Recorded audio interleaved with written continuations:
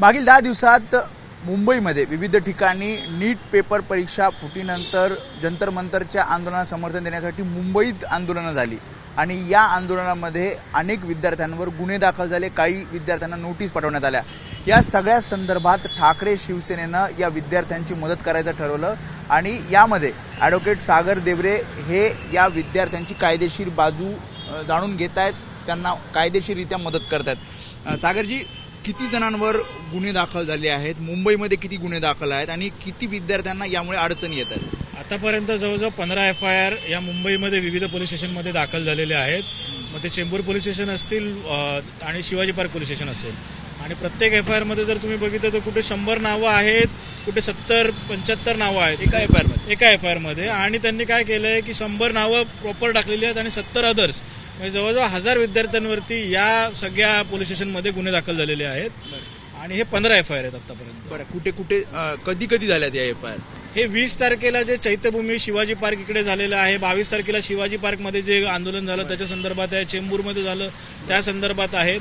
Sir, हे जे 3 ठिकाणी त्या 3 दिवशी झालेले FIR आहेत, त्या घटना आहे त्या संदर्भात त्यांनी FIR टाकलेले आहेत। बरं, आता काय कायदेशीर प्रक्रिया असणार आहे आणि या विद्यार्थ्यांना तुम्ही कसा आधार देताय? मुळात काय की आपण तुम्ही जर बघितलं असेल तर आदित्य साहेबांनी एक ईमेल ID प्रसारित केलेला आहे। त्या ईमेल ID वरती आतापर्यंत जवळजवळ 1000 विद्यार्थ्यांनी त्यांना आलेल्या नोटिसेस आम्हाला पाठवलेल्या आहेत।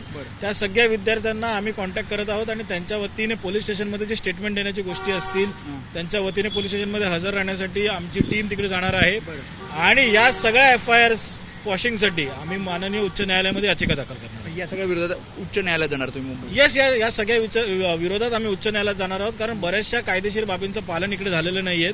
विद्यार्थ्यांना इकडे चुकीच्या पद्धतीने डिटेन केलेलं आहे।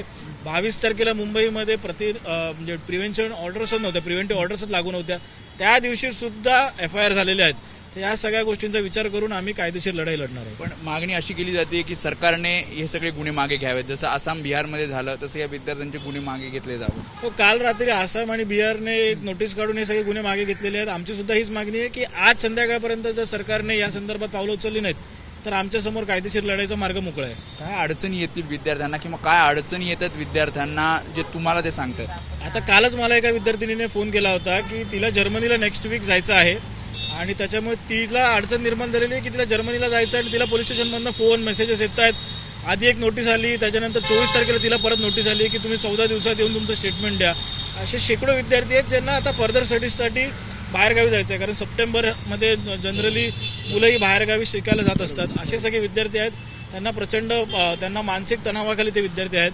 परंतु आम्हाला सरकारला या तुमच्या माध्यमातून एवढंच मागणं आहे की या सगळ्यांचा विचार केला जावा आणि यांच्या सगळ्यांचे गुन्हे मागे घ्या, नाहीतर आम्हाला कायदेशीर मार्ग पुढे सुद्धा जर अशी आंदोलनं झाली तरी सुद्धा तुम्ही मदत करणार या विषयावर किंवा विद्यार्थी संघटनांनी जर आंदोलन केलं? विद्यार्थी संघटना ज्या वेळी शांततेने मार्गाने आंदोलनं करतील आणि त्यांच्या मागण्या जर योग्य असतील तर आदित्य साहेबांच्या नेतृत्वाखाली शिवसेना उद्धव बाळासाहेब ठाकरे पक्षातर्फे आम्ही त्यांना लीगल हेल्प नक्कीच करू। त्यामुळे जसं त्यांनी सांगितले की 1000 तक्रारी, 1000 ईमेल्स आलेले आहेत आणि शेकडो विद्यार्थ्यांचं यामध्ये नुकसान होतं, शैक्षणिक नुकसान होतं आणि त्यामुळे राज्य सरकारनं या सगळ्या विद्यार्थ्यांचा विचार करावा आणि गुन्हे मागे घ्यावेत आणि जर गुन्हे मागे घेतले नाही तर कायदेशीर लढाई ठाकरेंच्या शिवसेनेकडनं या विद्यार्थ्यांना मदत करत मुंबई उच्च न्यायालयात जसं त्यांनी सांगितले की याचिका दाखल करत या विद्यार्थ्यांच्या पाठीशी ठाकरेंची शिवसेना राहणार असल्याचं सागर देवरे म्हणतात।